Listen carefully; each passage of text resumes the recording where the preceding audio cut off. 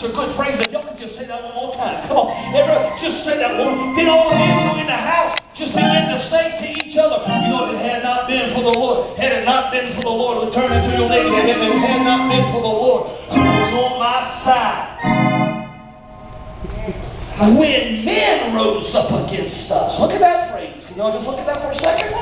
This phrase, when men rose up, look at this preposition, against us. This is a phrase that denotes great hostility.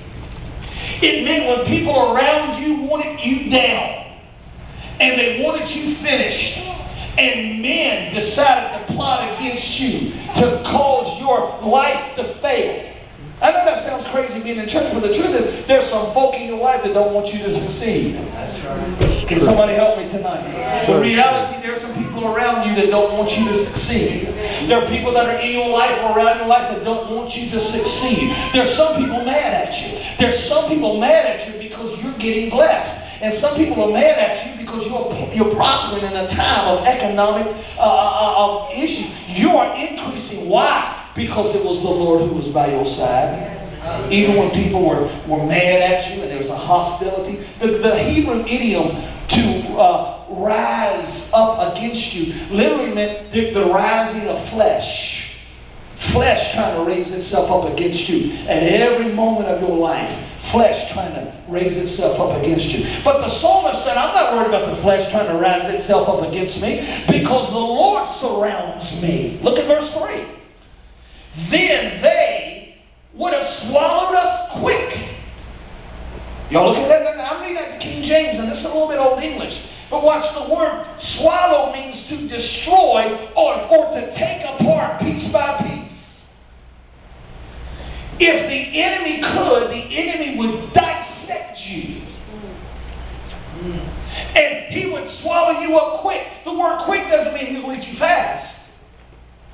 The word quick means alive. The enemy wants to eat you alive.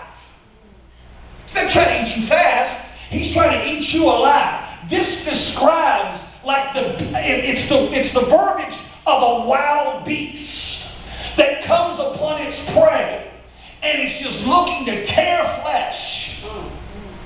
But the psalmist said there's some people in my life that want to devour me like a wild beast.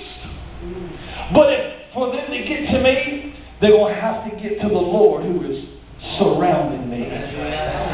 Tornado, hurricane, earthquake, if it had not been for the Lord by my side. Now I'm going to tell you, last Tuesday when we had a little bit of shaking happening in our house, for a minute there, you feel vulnerable because there's nowhere to grab onto. Usually when something shakes, you try to hold on to something stable. But I mean, when your house is shaking and what's underneath your house is shaking, there's not a whole lot to hold on to that's stable.